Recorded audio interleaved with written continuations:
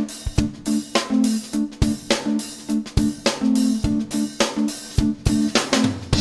morning to you, welcome. Andy here, talking really, and a petition that's come across my desk today from a subscriber, David. Thank you for that. He's asked me to publicise this petition that he's put in. Unfortunately, at the moment, it needs another 5 people before it will go live. So this petition, I'll tell you about in a moment, but as you can see, it says there it needs 5 more to go live, and obviously when it goes live, it can email me the link for it. So at the moment he's put the petition in, but there's just not enough people. And of course, if you want to, I will put the link in to the actual petition so you can go and sign it. It's the usual. You need 100,000 for it to go to be considered and be discussed. So a long way to go, I'm afraid, but it is such a good idea.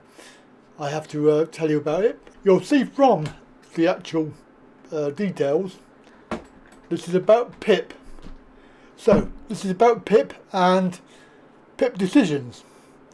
Now they're obviously, at the moment, you've seen the video regarding the number of claims that are refused.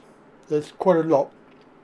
And also you'll know about the MR, mandatory reconsideration, and you'll know that quite a few, well not many, but not as many as tribunal, they get overturned. So you have two places where a application can be reversed, MR and tribunal. And with the tribunal, we do know from data that it's currently 80% roughly, give or take, 79-80% chance that you're going to get it turned over. Now this obviously is deliberate by the government, because obviously the more people that they refuse, the less money they have to pay out.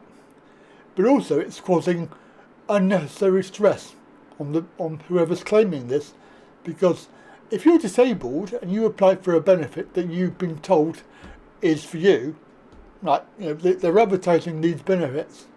They'll claim PIP, because if you're disabled, you know, you've got this, that and the other, you can benefit from this money every month.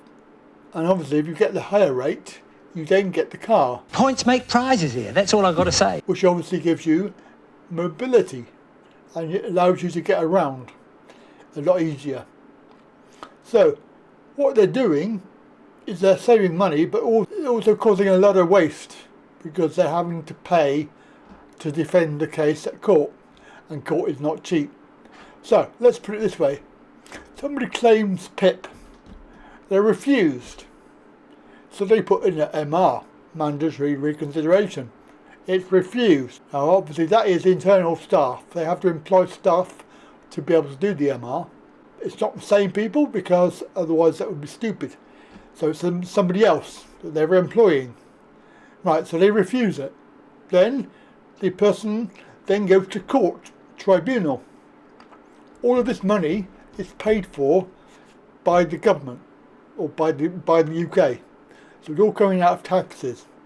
In order for DWP to defend this, they have to spend money to be able to pay for lawyers and barristers and things like this. And generally what happens is they lose. So they wasted all that money, all of that time, and the whole system is obviously biased against disabled people. We know that. But it's not helping anybody, because the disabled person gets the benefit in the end of it.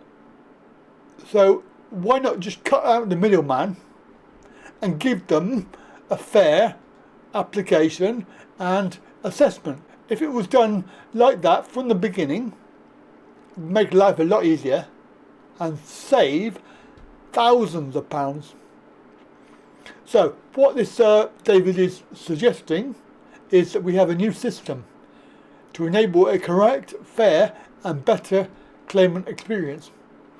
These assessment companies should be penalised financially when a decision that they've made is overturned. Please bear in mind, it is not the company that makes the decision. This is the DWP that makes the decision, on recommendation from the companies. So Capita, Atos and the other one, they all make no decision. The petition calls for the government to implement this. This could be done by removing the fee paid plus a 50% surcharge from payments made to these assessment companies. This will make sure the assessors and companies do the job correctly the first time. It will save the government money, and obviously the claimants, it will save them a lot of hassle.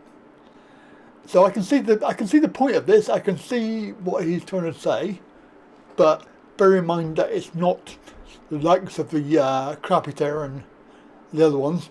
They don't make the final decision. They do the paperwork, they fill in the forms, they have the assessment with the person, so they obviously have a criteria that they have to follow, they have a script, as it were, they have to go through, and they are, to be blunt, as far as we know, and we can't prove it, but they do have an agenda. There is an agenda. They are told an agenda. Now, whether you believe that or not, entirely up to you. But as far as I'm aware, there is an agenda.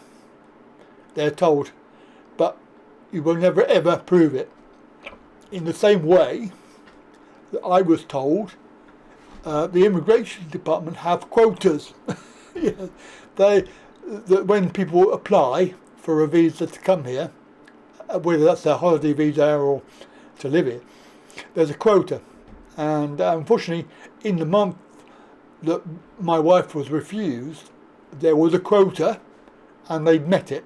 So every other one that comes in is refused, and this is partly the reason why the reasons that they gave were made up, because they'd run out of quota. It's just unfortunate, I suppose you could say, but in real life that means that our lives are ruined. So, it might seem like a good idea to them, whatever reason that they want to give, but in the real terms, it ruins people's lives. So I think David's onto a thing here, and certainly financially, it would be good to penalise anything that's overturned. So if they go to MR or if they go to tribunal, and it's found out that the various companies filled in the forms wrong or put in wrong information or did not say what the client said, which is very common, which is why people record the meetings now, or they always have, but you are advised to record it for future reference and keep notes, and even take somebody with you to the meeting. You can see that this is a good idea. Financially, if they got to give money back, it'll make them think about it twice. However, you also have to bear in mind that if there is an agenda, they have been told that there is a quota, and they must err on the side of refusal. It's going to be difficult to fight that. However, have a look, see what you think, sign up for that, and so thank you, David, and that's the video. That's it from me. Have a very good day. Bye for now.